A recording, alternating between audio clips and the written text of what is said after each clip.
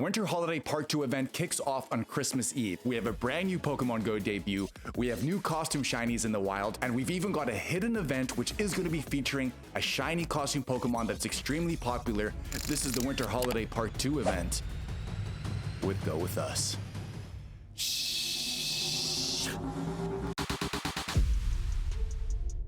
Let's get dates out of the way, guys. The Part 2 event is going to be taking place on Wednesday, the 24th at 10 a.m., running all the way until Monday, the 29th at 8 p.m. local time.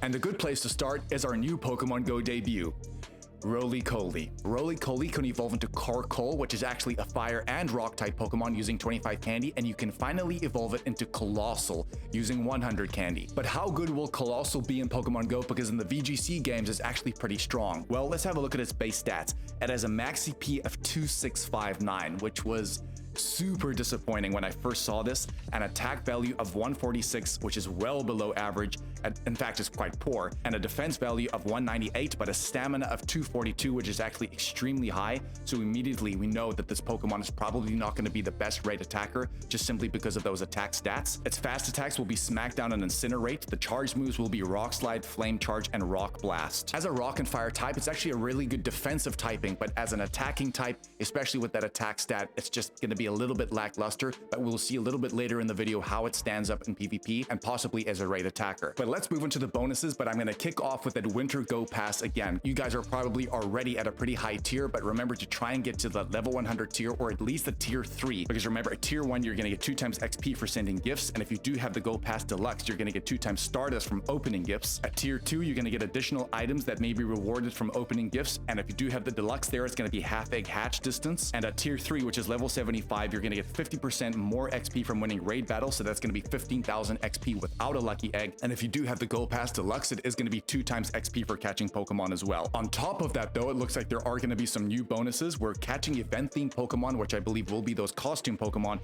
may reward us extra items like fast TMs, charge TMs, silver pineapple berries, golden raspberries, as well as some rare candy. And we will move into those wild spawns next, but in the wild we can get shiny boosts for that shiny Stantler wearing the holiday outfit, as well as the shiny Dedenne wearing that holiday attire as well. Both of these shinies are brilliant. Spawning in the wild, we can see more ice type Pokemon. We can see Galarian Darumaka, Bergmite, Citadel. Of course, there will be more ice types that they haven't listed here, but we can also encounter Dedenne in the wild wearing that holiday attire, as well as Roly-Coly. I'm glad that they haven't locked this behind field research or in raids. The 7-kilometer eggs are going to remain the same. It looks like we have Pichu wearing the festive hat, Smoochum, Pikachu wearing the holiday ribbon, Cryogonal, as well as Snom. Although it's important to mention that in that Part 1 event, we did get shiny boosts for the hatches on shiny Pichu as well as shiny Cubchoo with the holiday ribbon, but I believe that bonus will fall away. So it will be able to hatch still, but I don't think it's going to have the shiny boost. So try and hatch those 7-kilometer eggs so you can collect those shinies. If you guys do not know how to get 7-kilometer eggs, the best way to do this is try and clear every single egg in your egg bag. Do not spin a Pokestop or a gym, and open gifts from friends, and slowly that is going to be your only way to fill up your 7-kilometer eggs, because you can only get it from opening gifts. We have new featured raids going down. In 1-star raids we have Alolan Sandshrew, Galarian Darumaka, Roly-Coly, and 3-star raids we have Galarian Mr. Mime, Sudowoodo wearing the holiday attire, as well as Charjabug again wearing the holiday attire. We will have new field research tasks, although these are going to be the ones carrying over potentially from the holiday Part 1 event. Catching 10 Pokemon will grant us 1500 Stardust. If you catch 15 Pokemon, it looks like we still might be able to get the 2 Christmas Pikachus, one with the hat and the other with that kind of little bow tie. Sending 15 gifts to friends in the Part 1 event was getting you a holidays feel that might change, and sending 5 gifts to friends, which is going to be the Delibird encounter. If you guys weren't aware,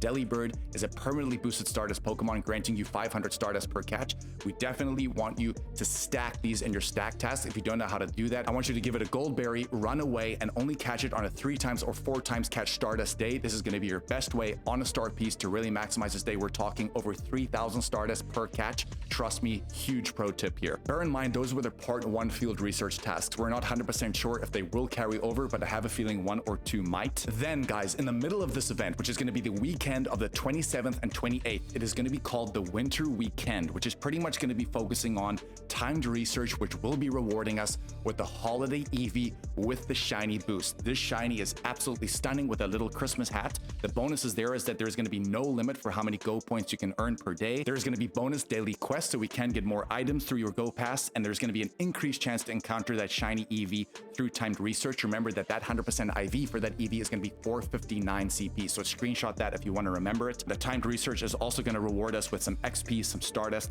as well as more encounters with that Eevee with the holiday hat. Those are the main details out of the way, but what are some pro tips to really maximize this event? Guys, we did say this in the holiday part 1. These events only come around once a year, especially because they're focused around ice type Pokemon. You can really try and hit that ice type medal, which does require you at a platinum stage to catch 2,500 ice types. That's the first thing. But the second thing is going to be about candy gains. Guys, it's very difficult to get candy for ice type Pokemon throughout the year, other than this type of event. The other types seem to be spread more evenly throughout some events throughout the year, but whenever these winter events come around, you really want to do that. So I would strongly recommend evolving that Mega Level 3 Ice type Pokemon, something like a Mega Glalie or a Mega Abomasnow. It's going to grant you more candy, but more specifically XL candy as well, because at level 3, you're going to get a 25% extra chance to get that XL candy. And remember, the higher level the Pokemon, they're more chance of getting XL candy, so that can stack. But more than that as well, when you transfer a higher level Pokemon, there is more chance to get XL candy back when you do transfer it to Professor Willow. Just to quickly touch on XP for tip number 2, if you guys do have the deluxe version, remember at tier 3, you will be able to get 2 times XP for catching Pokemon. If you're trying to grind XP, trying to get to level 80, throw in a lucky egg. With that tier 3 bonus, you're going to be getting 4,000 XP per excellent throw.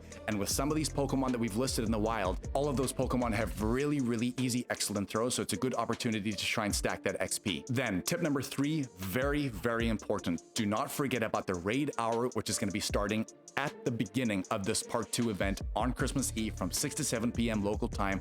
It will be featuring Zekrom as its own raid hour. Zekrom right now with Fusion Bolt, which will require an elite charge TM, is going to be one of your best electric type attackers in the game. I believe it is sitting around the 6th or 7th spot. It is a brilliant electric type attacker because it does share that dragon typing, which means it can resist a lot of damage depending on what you are raiding. Please remember to hit that Zekrom hour, and remember to Mega Evolve electric or dragon type Pokemon again at level 3 in that hour, so you can really maximize the candy as well as XL candy, because you do need to power up these Pokemon and try and have a few Zekrom, hopefully at level 35, around to level 50, depending on the resources you have, so you can use it as raid attackers. Speaking of raiding as well, remember that we are kind of entering the last week for your Shadow Heatran raids. Remember to try and take those down. They are 5-star Shadow raids. You will need to use some Purified Gems to take this Pokemon down to take away that enraged state. Shadow Heatran right now is the 3rd best fire type attacker in the game, but you will need Magma Storm on this Pokemon, which will require an elite charge TM when you eventually can get it on it. But more than that, even in the Master League right now, it's sitting around the 50th spot, which can do incredibly good damage, specifically to Pokemon that are very strong, like Crown Sword Zacian, as well as Crown Shield Zamazenta. These Pokemon are really prevalent in the Master League because we just had a big Go Fest, so a lot of people use them, which means you can take them down a little bit easier. And it doesn't end there on raids, because remember, your Mega Glalie raids will be from the 22nd all the way until the 31st. Mega Glalie is around the 12th or 13th best ice type attacker in the game. It has a really good attack stat, but more importantly,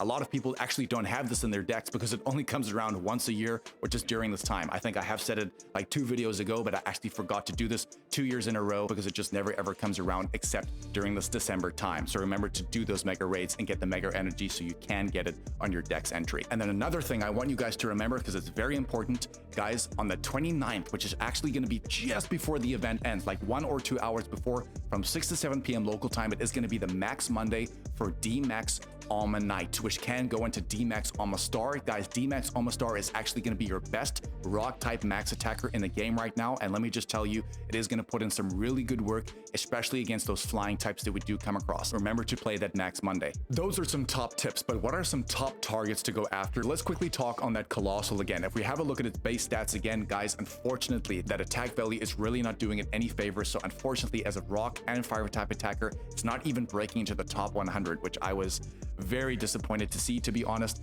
But in PvP, it could have a little bit more play, but because it has the same typing to something like Magcargo with kind of a similar build, unfortunately, I just don't think this Pokemon is going to be that good. It may shine in the Great League and Ultra League, definitely not the Master League, but let's see what happens when the official rankings come out. But these are some other Ice-type Pokemon you definitely need on your raid attacking teams. The first one is going to be Galarian Darumaka going into Galarian Darmanitan. Galarian Darmanitan is currently the 11th best Ice-type attacker in the game right now. In in PvP, it actually has a little bit of play. Because of that ice typing, it can really take on some of those dragons. Unfortunately though, it's so attack heavy that it's not very bulky, so it is going to be beaten out by other options. Next up is going to be Satotl going into Satidon. Guys, Satidon is actually the 22nd best ice type attacker in the game right now, because it does actually have really good bulk with a combination of Ice Shard and Avalanche. This Pokemon is a really good budget option because you will be able to get a lot of candy for it, especially with the Mega Evolution bonus. You can really stack this, and it's the same for Bergmite going to Avalugg. Unfortunately, Bergmite, the catch rate of this Pokemon is actually a lot lower than some of the others, so it's a little bit more difficult to catch.